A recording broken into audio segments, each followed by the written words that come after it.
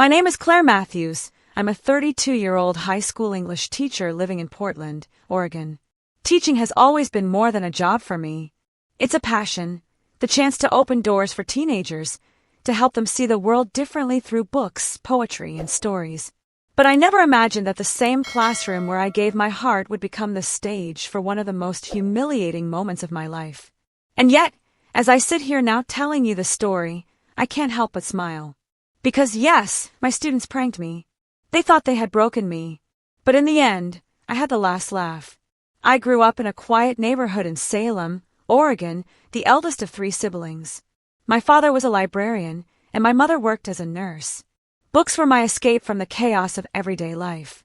While other kids spent their afternoons glued to cartoons, I devoured novels, Dickens, Austen, Toni Morrison, Maya Angelou. Words shaped me, healed me, and gave me confidence I never thought I had. In college, I majored in English literature at the University of Oregon, and by the time I graduated, I knew I wanted to teach. It wasn't about the salary or the prestige. It was about making a difference. Every teacher has that one moment, that spark when you realize you're meant for this.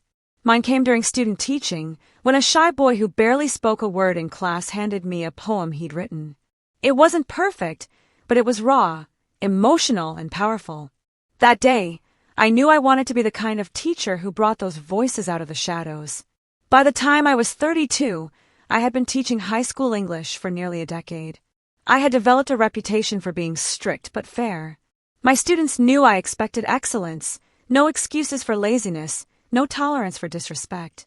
But they also knew I was there for them. I attended their plays, cheered at their basketball games, and wrote glowing recommendation letters for colleges. Still, teaching teenagers is like walking on a tightrope. Some admire you, some tolerate you, and some just wait for the chance to tear you down. At Riverview High School, where I taught, there was a group of seniors who prided themselves on being pranksters. They weren't necessarily bad kids, but they were entitled, spoiled, and thought they were smarter than everyone else. The ringleader, Tyler Johnson, the son of a wealthy real estate developer in town. Tyler was smart, too smart for his own good, and he had that cocky smile that made it clear he thought rules didn't apply to him. It started small.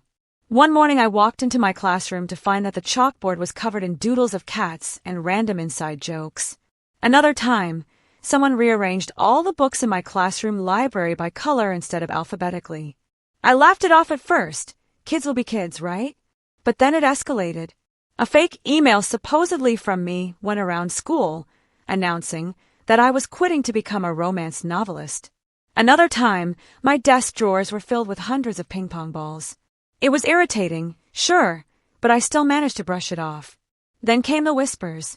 Students giggling when I walked down the hall. Glances exchanged in class. That's when I knew something bigger was coming.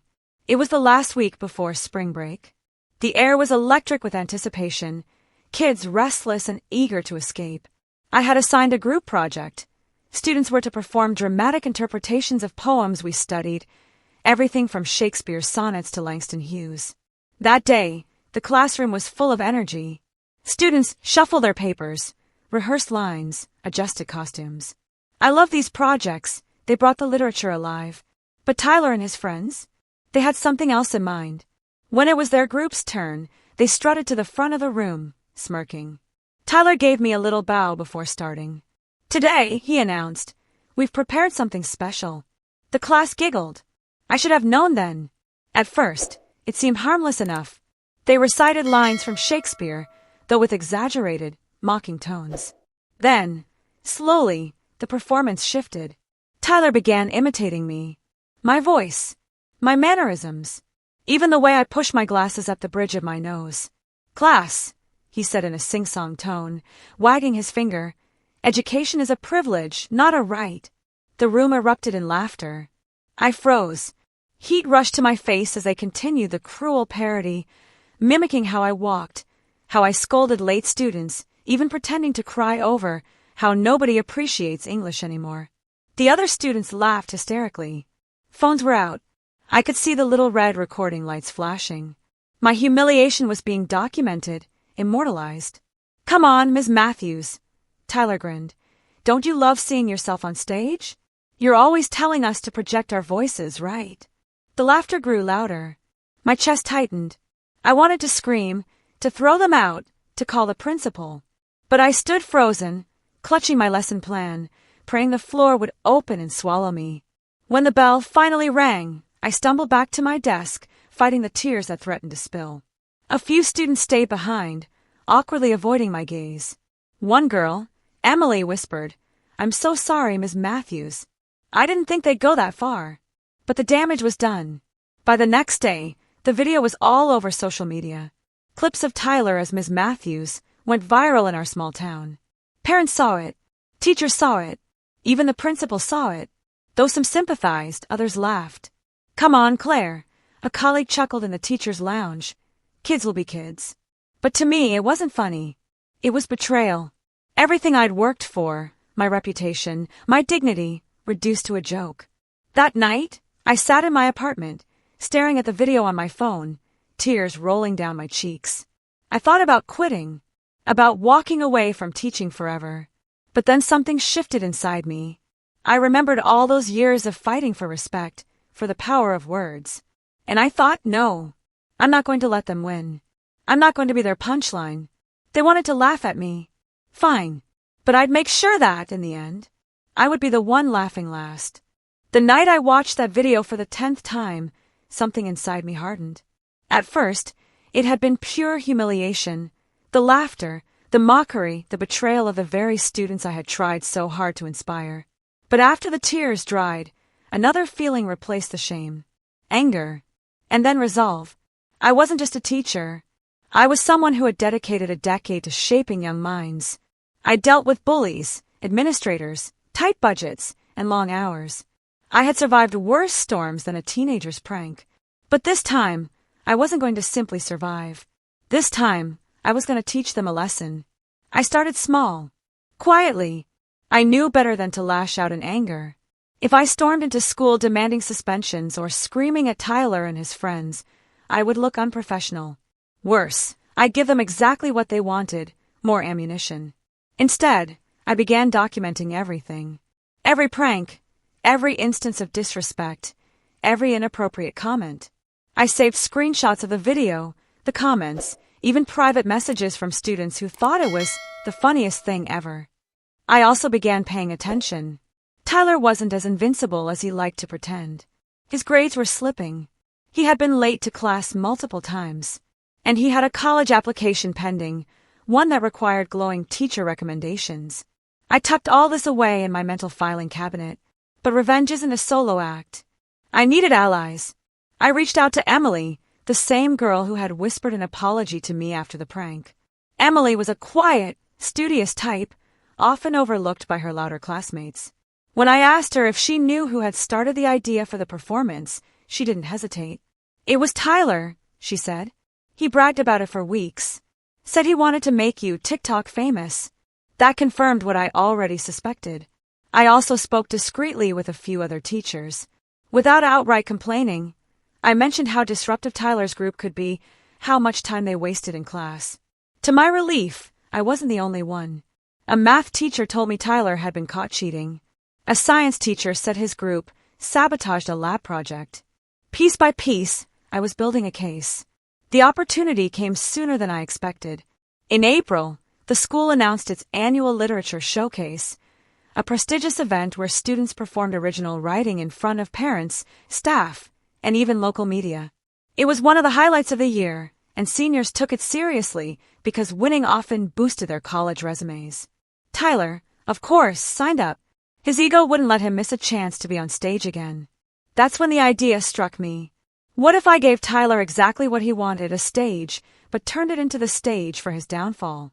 For weeks leading up to the showcase, I played the part of the forgiving teacher.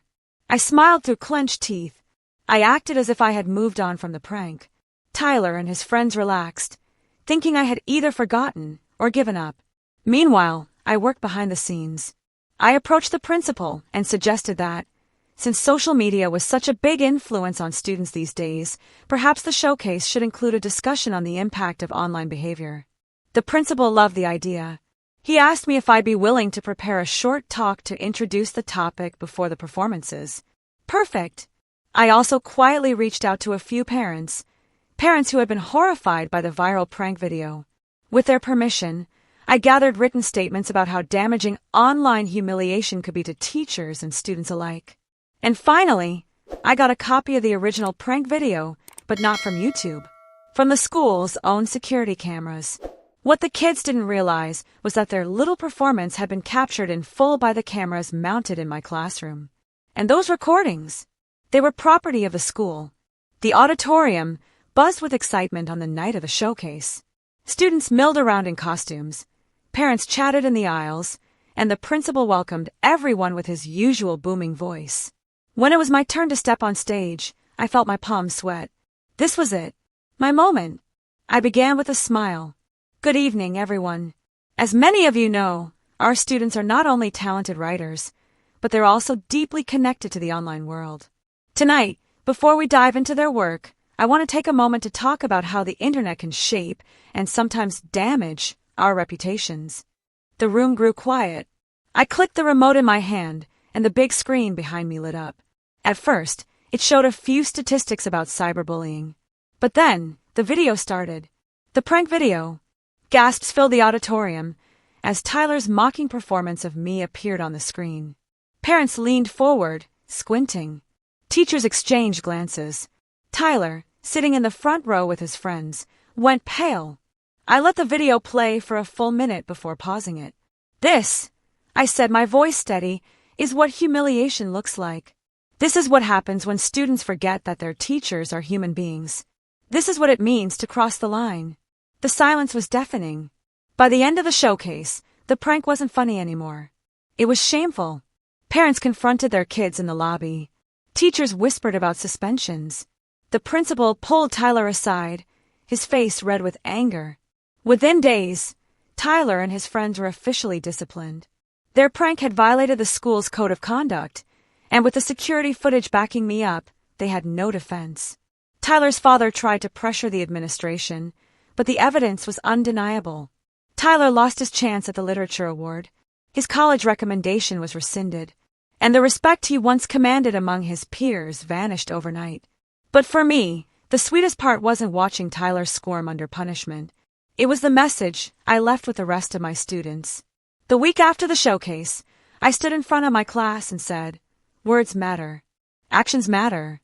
And when you hurt someone, even if you think it's just a joke, you can never predict how deep those wounds will go. But remember this, respect can be rebuilt, and dignity can be reclaimed. And sometimes, the people you laugh at are the ones who will have the last laugh." The room was silent, and in that silence, I felt something I hadn't felt in weeks. Months later, when I received my annual teaching evaluation, one line from the principal stood out. "Claire Matthews has demonstrated not only excellence in teaching, but also resilience, leadership, and the ability to turn adversity into a powerful teaching moment." I kept that paper pinned to my bulletin board. A reminder. Yes, my students pranked me. They thought they had destroyed me. But in the end, I turned their cruelty into a lesson they would never forget. And I truly had the last laugh. If you like my story, please like the video, subscribe to our channel, and share it with as many people as possible. Thanks for watching.